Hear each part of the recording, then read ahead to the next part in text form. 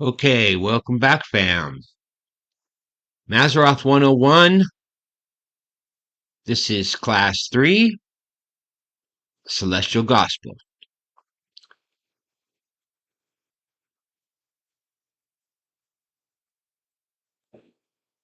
All right, today we are going to dig in deep to one of the most important, uh, what I call foundational pieces of evidence for the way that I look at the Mazzaroth.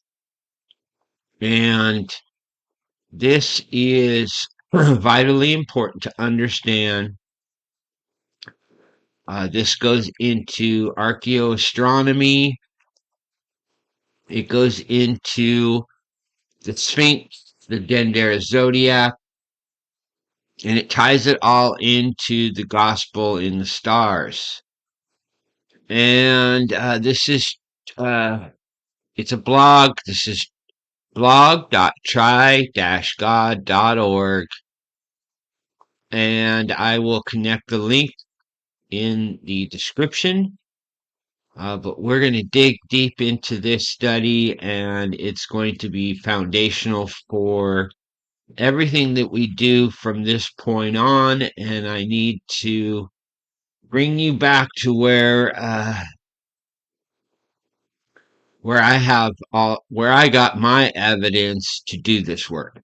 So that's what we're doing in this series. Is we are going to walk you step by step on all of the things that I uncovered, and um, all of the tools and evidence that I use to uh, decode the Mazzaroth.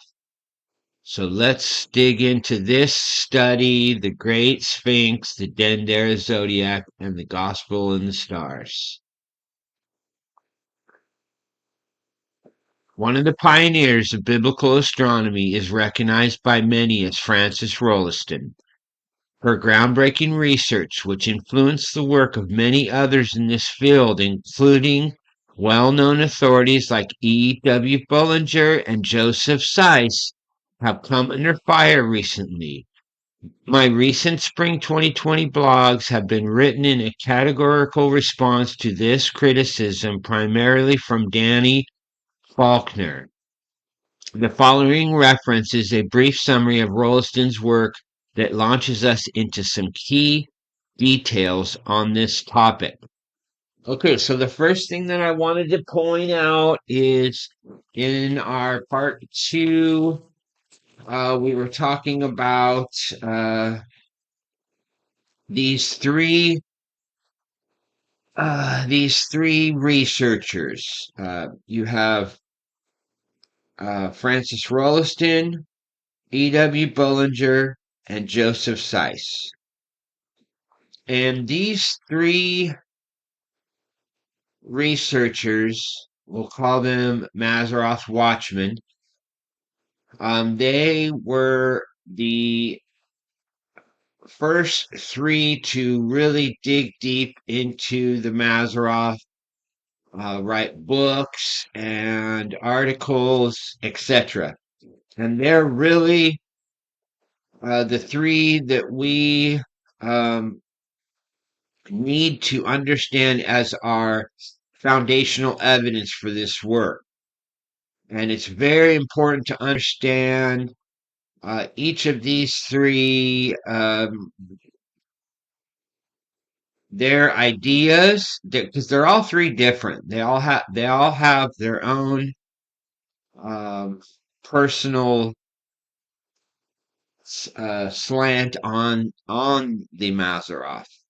And it's important, in my opinion, to get the work of all three of these individuals. So the first one is Frances Rolleston, and her work is from 1862, called The Mazzaroth, The Constellations.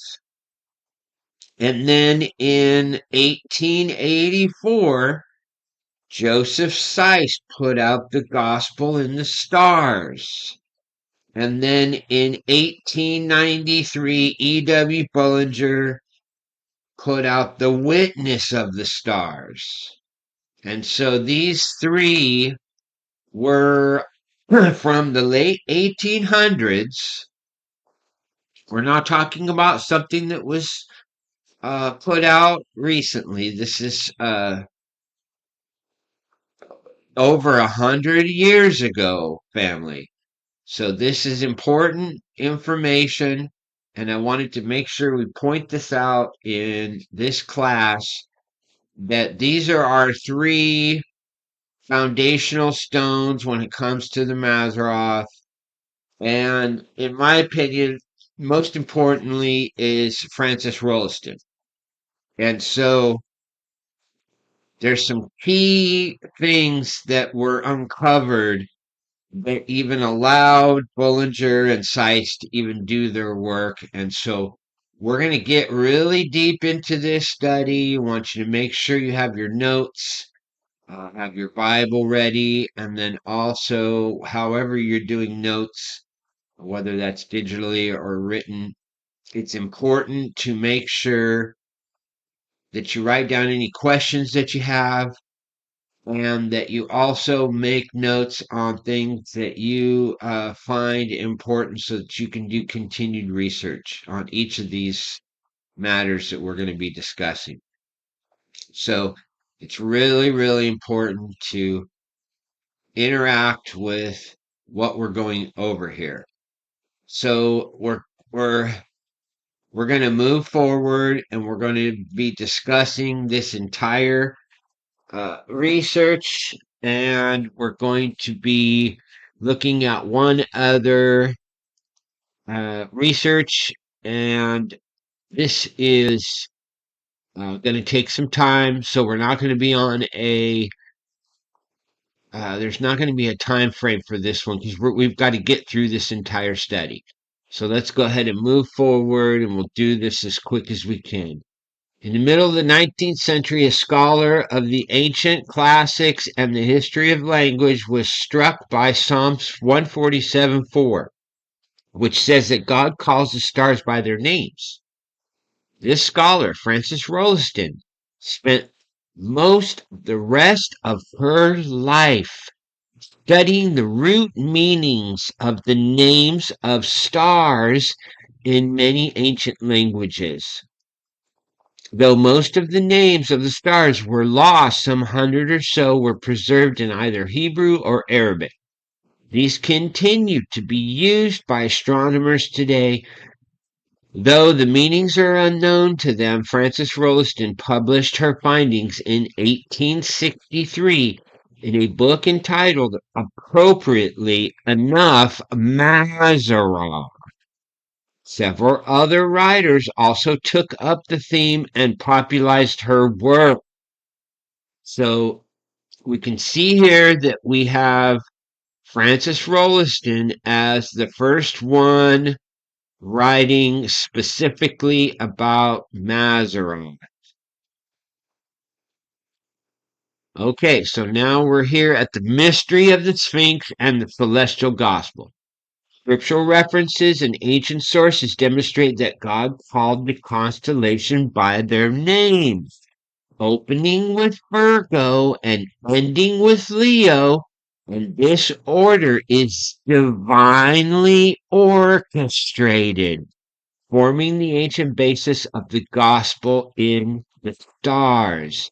The Almighty has ensured the preservation of his gospel in the stars, not only with the 100 individual star names, but also with the themes taught by each of the 12 constellations, supported by their deacons. Psalms 147, 4 and 5. He telleth the number of the stars, he calleth them all by their names. Great is our Lord, and of great power, his understanding is infinite. The scriptures are God's revealed word, an absolute standard for truth. And the oldest book in scriptural canon is the book of Job. That contains more ancient astronomical references to star names than any other. The truth that God himself numbered and named the stars shows the gravity and emphasis that he placed on his celestial gospel. Isaiah 55, 8 through 13. God did not leave this in the hands of men, but deemed the integrity of the gospel in the stars too important to be handled by anyone other than himself. We can see this as the Almighty questions Job regarding who has control over the heavens. Job 38:31 through 33. Canst thou bind the sweet influence of Pleiades, or loose the bands of Orion?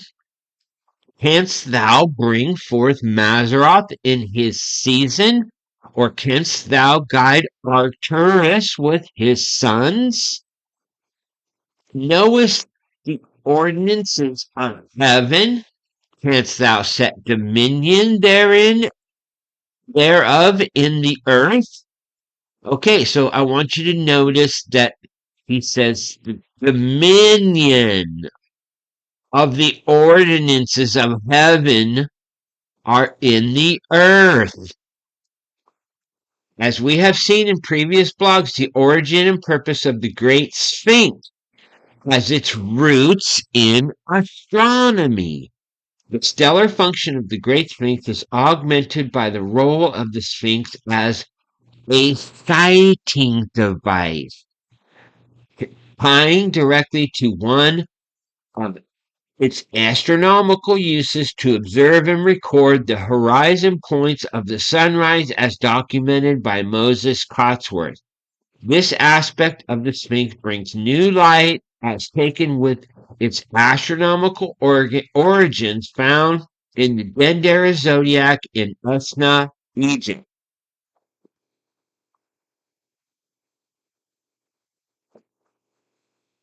Uh, you're going to have to go to the link.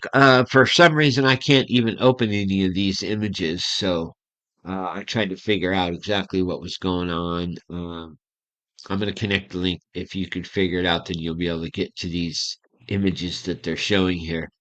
The inset graphic on the Dendera zodiac above is from the Esna temple, where an image of the Sphinx was put between the signs for Leo on the lower left and Virgo on the right, holding a branch.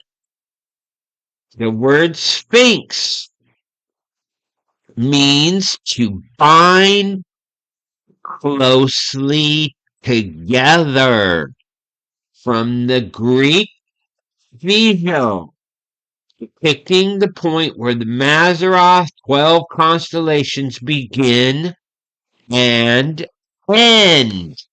Okay, this is very important information for anybody who's doing the research on Mazzaroth to understand the beginning and the end and how the constellations are counted. And that is how our time also works for our days and our years. So we'll be getting to that with the Mazzaroth calendar. But in this class, I want to point out right here that this is proof of how this calendar, using the constellations, or what we call the Mazzaroth, how this is found in the heavens. And this Sphinx is the sign of the Mazzaroth. The beginning and the end is the Sphinx right between Virgo and Leo. So here we go. And like the female head of the Sphinx, the constellations begin with Virgo and end with the Sphinx lion tail with Leo. This reveals the astronomical purpose of the Mazzaroth's divine order in the Great Sphinx that unlocks the age-old mystery of the zodiac, consistent with the themes of the gospel and the stars that would have been taught by biblical patriarchs like Seth and Enoch. This is supported by strong ancient traditions in Egyptian myth that Enoch holds a key place as the embodiment of Thoth, the god of wisdom, and as divine scribe recorded the king's deeds in his reign. Thoth, Hermes, and Enoch were all revered in their links to the invention of writing and sacred books, with common celestial roots where Hermes ostensibly recorded 36,525 books and lived 365.25 years, while Enoch also lived 365 years in Genesis 5:23, matching the number of days in the solar or Sothic year. This stands out as an anomaly when all of Enoch's patriarchal counterparts had lifespans in excess of 895 years, with the exception of Lamech, who lived 777 years. In later Judeo-Christian lore, descendants of Seth, including Enoch, were credited with planning and building two pillars, one of which coincides with the Great Pyramid of Giza, and perhaps the Great Sphinx, encoding the prophetic wisdom in the Syriac land, referring to Egypt, the land of Sirius.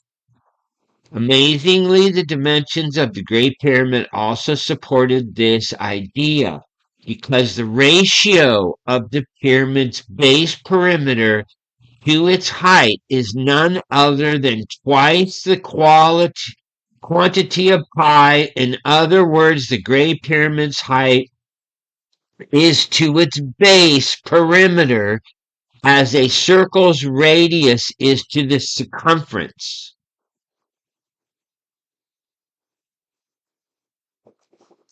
Using the sacred cubic measure, every one of the pyramid's basic external and internal measurements can thus be expressed as a function of the quantities pi and 365.242. The Great Pyramid's extraordinary geometry not only combines all of the above data into a single elegant identification of the planet upon which we live, but it also gives these quantities durable expressions in terms of themselves. If my goal was to depict Enoch's role in the design and building of the Great Pyramid, what better way is there to link Enoch's out-of-place signature lifespan of 365 years to the design of the Great Pyramid in the absence of a complete written record? The larger image above is from the Dendera zodiac, taken from the ceiling of a portico dedicated to Osiris in the Temple of Hathor in Dendera, Egypt. An indication of the antiquity of this temple site is given by the astronomical alignment of the main temple of Gamma Draconis before 5000 BC. Okay, this is important understanding here. It goes into my research into the Dendera zodiac and how important that is for our understanding of the Mazzaroth, especially when you are decoding the heavenly language that comes from the wedding, because our modern constellations don't do it justice like the Dendera zodiac when it comes to wedding language. So I want to make sure we point that out right there. The larger image above is from the Dendera zodiac, taken from the ceiling of a portico dedicated to Osiris in the Temple of Hathor in Dendera, Egypt.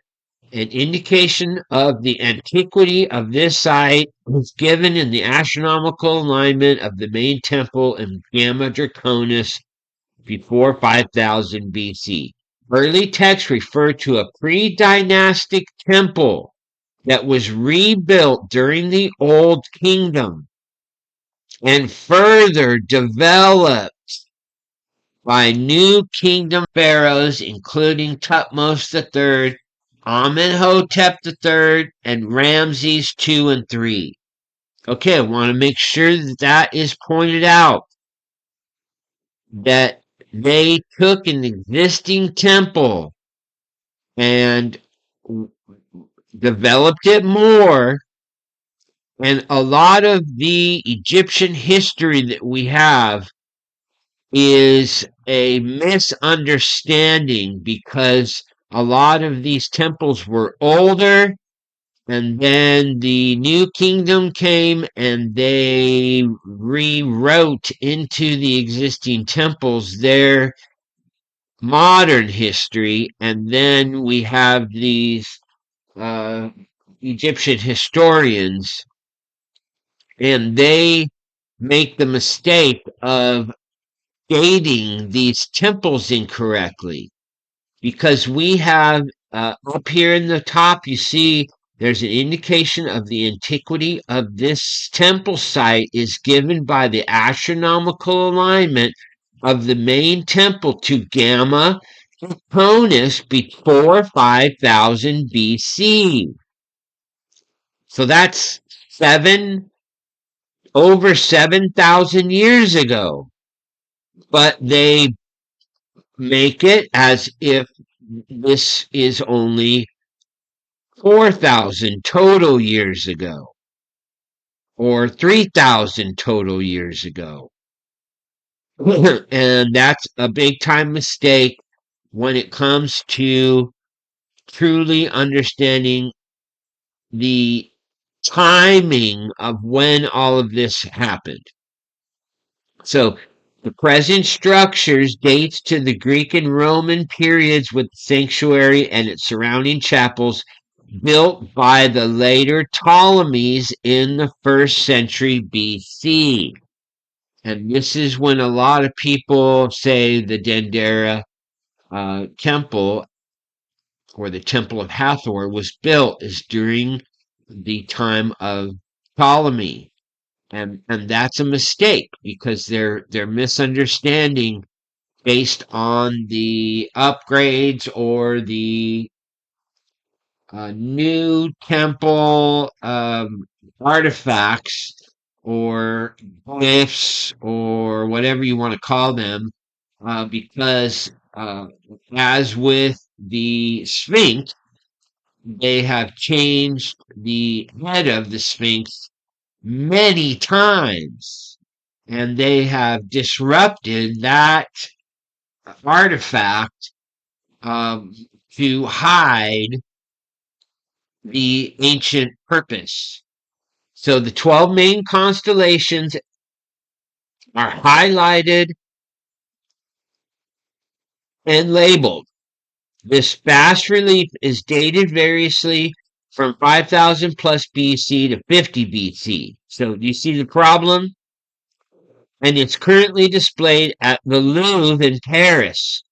Since Orthodox archaeology only dates the Sphinx back to the 4th dynasty reign of Pharaoh Khufu, whose face they hold is that of the Sphinx, their dating the Great Sphinx goes back to his reign around 4,600 years ago.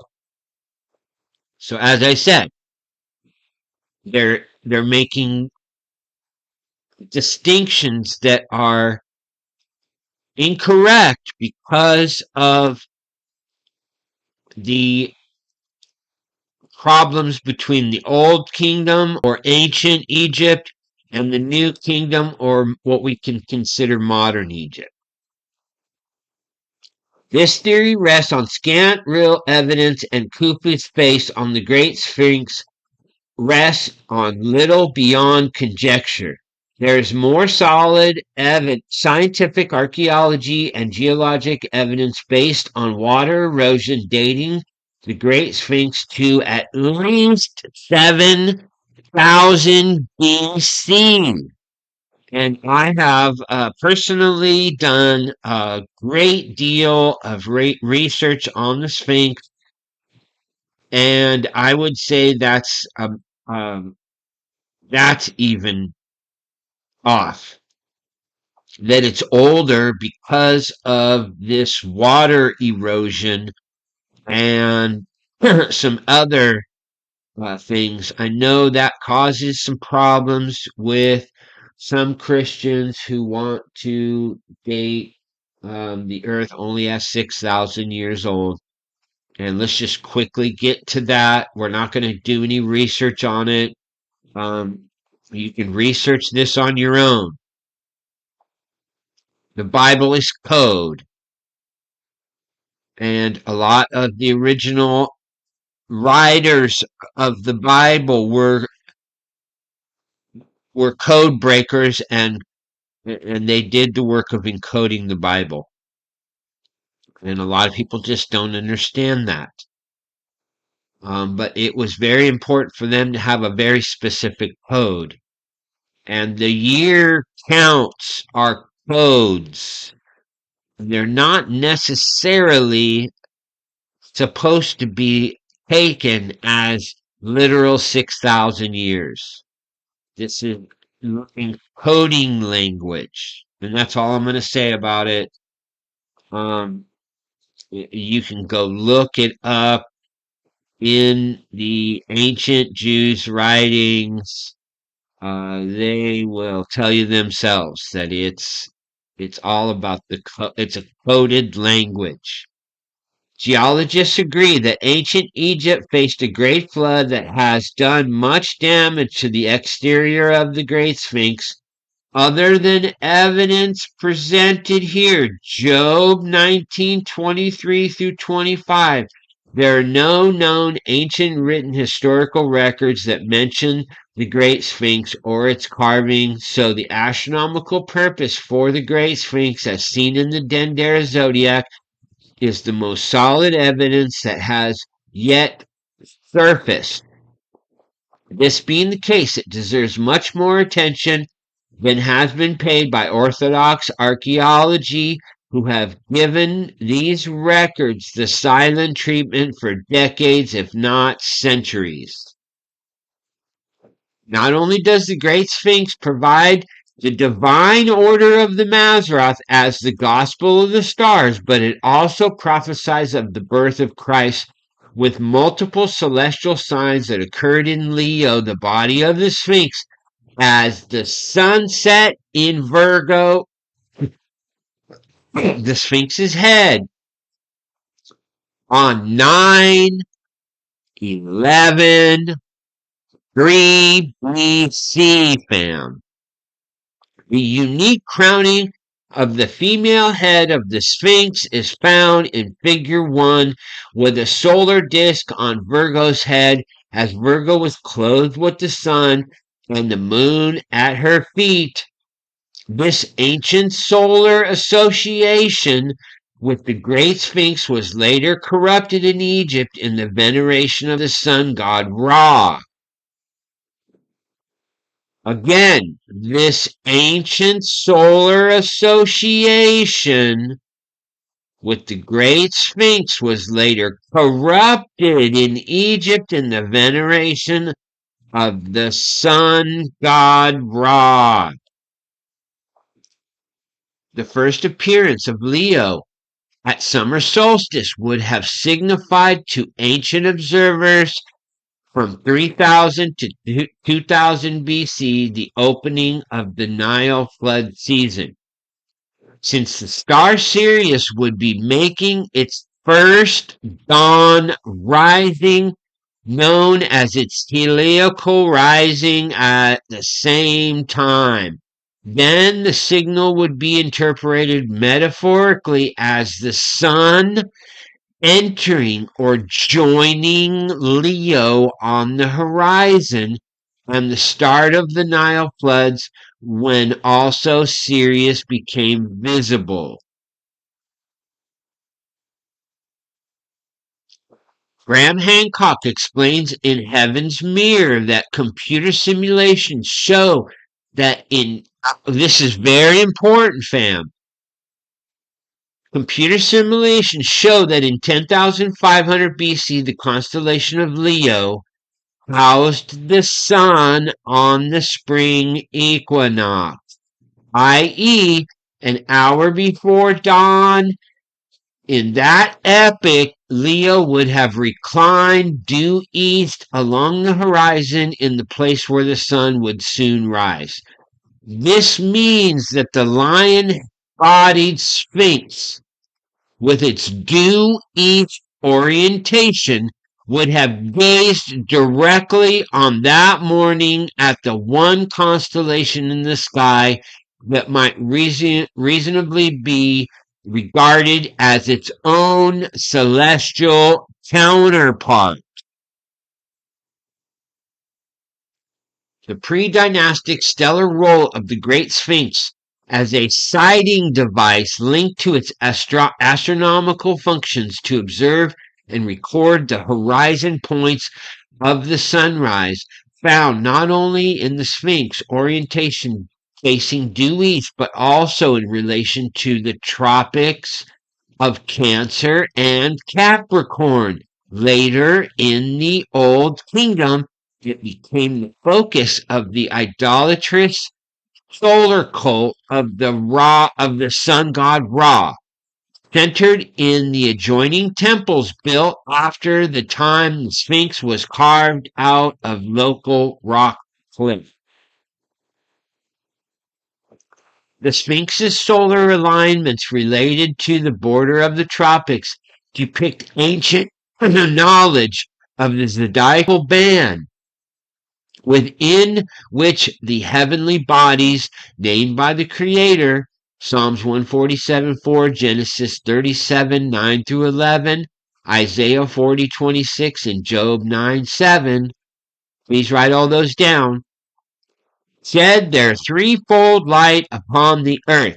God set the tropics of Cancer and Capricorn as boundaries within which the sun, moon, and planets all move above and below the celestial equator.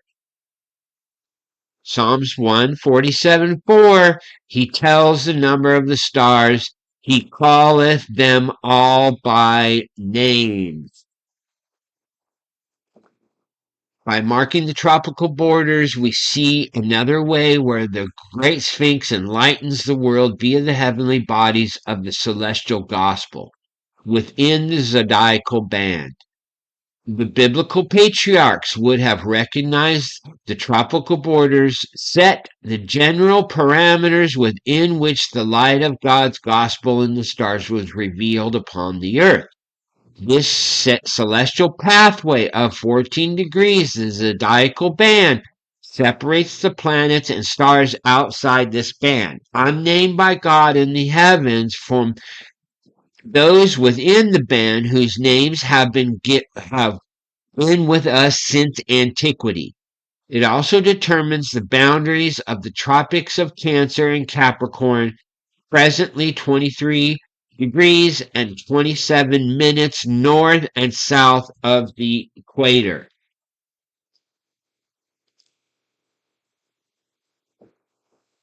Of the countless lights in the firmament, God set those inside the path of the zodiacal band apart to carry his sacred message in the celestial gospel. This is where we find the majority of the ancient 48 pictures named by God, with the exception of the circumpolar stars.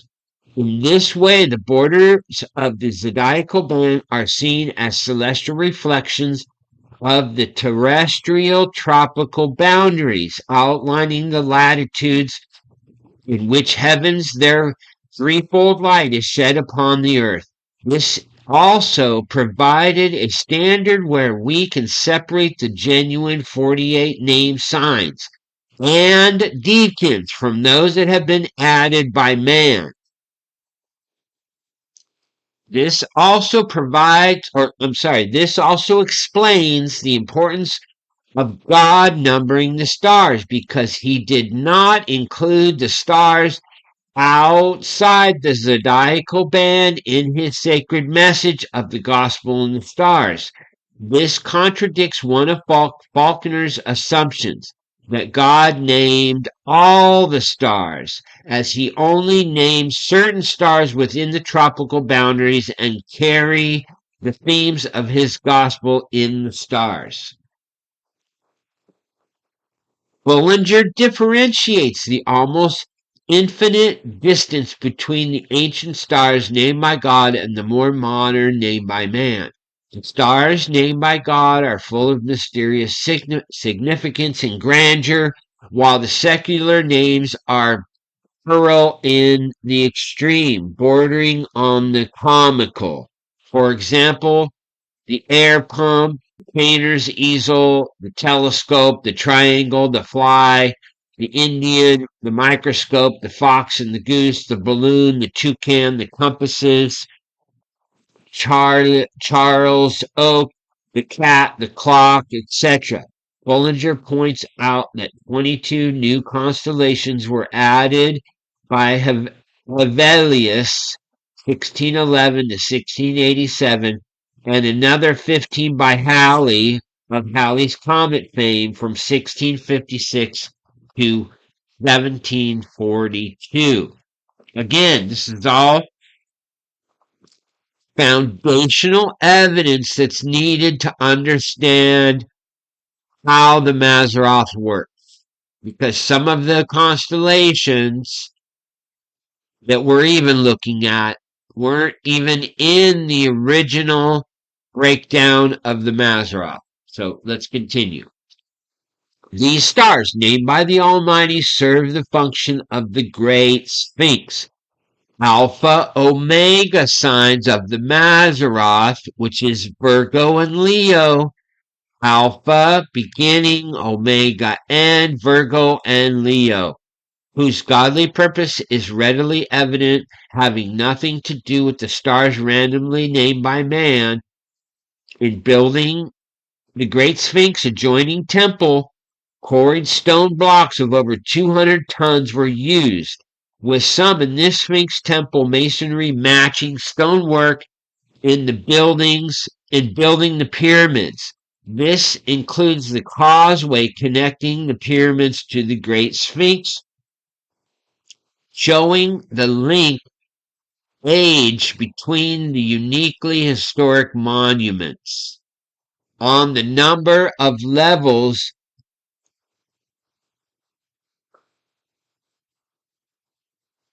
excuse me, it is logical that some of the quarried blocks were used to construct the temple as the Sphinx was being carved out of nearby existing rock. It also suggests a master plan for the blueprints to build these elements of the Giza plateau, including the Sphinx, its temples, and pyramids. The concept of a master plan for Giza Plateau is one that will be developed as our narrative proceeds in a future blog on this history of the monuments of ancient Egypt. With the exception of a few diehards, most Egyptologists consent to the accumulation body of archaeological and geologic evidence indicating that the Sphinx dates much older than the Fourth Dynasty, and that the Sphinx was only restored by Khephren, not built during his reign. Hiding evidence from the inventory stele uncovered near the Sphinx. This is another star stele that I will be decoding, and this this Mazzaroth 101 is also going to become this is going to become my platform for doing all of my archaeoastronomy. So this will also be a class for archaeoastronomy as we go. We'll be decoding a bunch of different glyphs and steles and um, art depictions and a whole bunch of stuff that am able to do because of how much work I've done in the Mazzaroth. Okay, so here we go. Clefrin's predecessor ordered a temple built besides the Sphinx, meaning the Sphinx already existed at the earlier time and thus was not built by Clefrin. Since the astronomical elements of the Dendera zodiac that inspired Great Sphinx must predate, we can see how the ages of the Dendera zodiac and the Great Sphinx are inseparably joined. I want to make sure everybody understands that the modern Egyptologists date this zodiac incorrectly, and they also date the Sphinx incorrectly, and that these two go back together long before any of the timing that they are saying that they are. Okay, giving us a truer idea for the ages of these monumentally intertwined ancient artifacts. The inventory stela provides strong evidence by Khufu himself that he was not the builder of the Great Pyramid and that the pyramid and the Sphinx already existed during his reign. Egyptologists like James H. Breasted included the inventory stela as his official list of the 4th dynasty artifacts, stating that it bore all the marks of authenticity. Also, the French Egyptologist Gaston Maspero, whose well-known work, The Dawn of Civilization, stated that the stela was indeed a factual record of the life and deeds of Khufu. The main reason why Orthodox archaeology may not be too keen on this ancient astronomical evidence for the Great Sphinx is that it undermines their theory of the origin and builders of the Sphinx, not to mention the other elements of the Giza plateau. Obviously, if the origins of the Sphinx are based upon the evidence seen in the Dendera zodiac, it washes out the cherished theory that the Sphinx was built by the pharaohs Khufu or Khafre. That already appears the case, resulting in the inventory stela evidence. However, these links between Dendera zodiac and the Sphinx could increase the potential age of both of these historical pieces, with the Great Sphinx being the older of the two. This astronomical evidence for the age of the Great Sphinx has been denied a voice this writing, which has also been detrimental effect on the witness of the gospel in the stars, supported by the divine order of the constellation, starting with Virgo, ending with Leo the lion, which embodies the thematic gospel in the stars. The 10 constellations between these Alpha and Omega signs, along with the 36 deacons, complete the 48 signs that convey the gospel message. Again, the constellations convey the gospel message. The figure 1 image on the inset graphic comes from the square Dendera zodiac in the temple of Esna, seen below. where we find images of Virgo and Leo with Sphinx between them on the sides of the zodiac.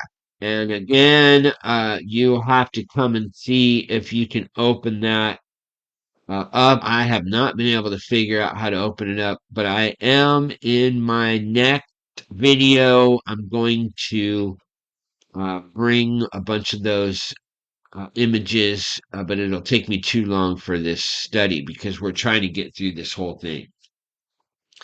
There are famous ruins in Esna, which consist of a sandstone temple with a portico of 4 rows of 6 columns. This zodiac is thought to be one of the most remote antiquity. The temple, however, seems to have been restored or rebuilt by Ptolemy 246 to 222 BC, with the portico erected later. The image of the Great Sphinx is derived from the left side of this square zodiac, shows Virgo and the Sphinx in the lower rectangle and Leo, the lion, in the upper rectangle. We have focused on this enlarged image above where the Sphinx image between Virgo and Leo is crowned, and an Egyptian solar disk, perhaps indicating the sun in Leo. In his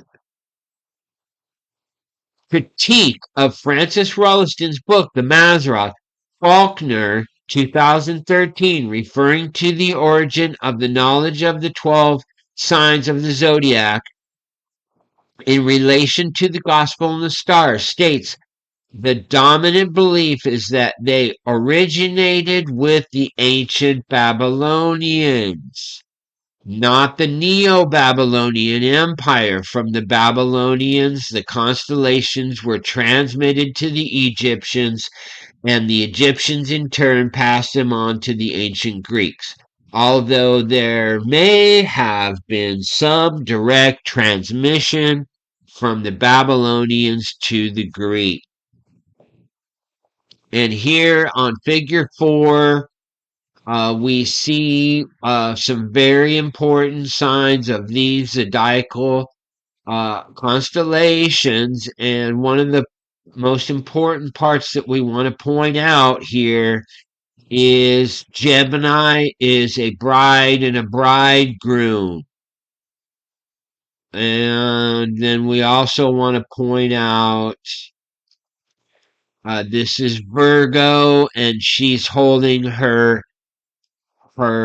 sheath. And this is all important language when it comes to the ancient symbology. Again, we see Cancer not as a crab, but as a scarab beetle, which is a sign of resurrection. And then when we look at Leo, we see a connection. This is why the Dendera is so important. We see a connection between the tail of Leo and the hand of Virgo. And this is what you would call the lion gate. And so we will be getting into these symbols later. So Faulkner recognizes the deep antiquity of astronomy in ancient Egypt, but puts no credence or has not fully considered historical evidence of an Egyptian basis for the gospel and the stars. Since we have established a firm basis of messianic prophecy from various ancient Egyptian artifacts and astronomical practices, all far predating the publication of Rolliston's book, most of his arguments fall by the wayside against the precedents of a gospel in the stars. As we have shown from many authoritative sources, the roots of the Dendera zodiac and their depiction of the 12 signs of the zodiac date back to at least the 3rd millennium BC, if not earlier. This includes their system of deacons with the ancient Egyptian star names that in many cases match gospel themes taught in biblical astronomy. We have also shown how elements of the pyramids on the Giza plateau, for example, how the Great Pyramid is a sign, Isaiah 19, 19 and 20, Genesis 1:14, and witness to the Lord of the host in the land of Egypt. The Hebrew word for sign here is the same word used in Genesis 1 and 14, referring to the lights in the firmament of heaven, like the celestial gospel, among other applications. This Hebrew word, off, H226, also used in Isaiah 7:11, tells us these signs can be seen in the heights above. This word indicates a present visible token or pledge as a promise from God. And it occurs again in Isaiah 7:14 in reference to the virgin conception at birth of Christ. This reference to the Star of Bethlehem not only refers to the event of Christ's birth, but also the astronomical markers and signs pointing to this birth of the ages. The Dendera zodiac also prophesies of the birth of Christ not only with the intersection of axis E with Virgo on the Dendera zodiac, but also with its deacon coma. Now here we do see this sign. I don't know why the other images don't come up, but here we do see the connection of the spica. Remember how we said that Virgo is holding the sheaf in her hand? That's the spica star and its alignment with Pisces. And you can see this axis, this axis here is depicted in the Dendera zodiac. And we're at 52 minutes. I'm going to go ahead and cut it right here. We're at 52 minutes, and I feel like it's better for me because I'm right in the middle. So I'm going to go ahead and cut it here, and we're going to come back to this figure 5, the 5th axis of Dendera, and then we'll continue on because it looks like it's about another hour.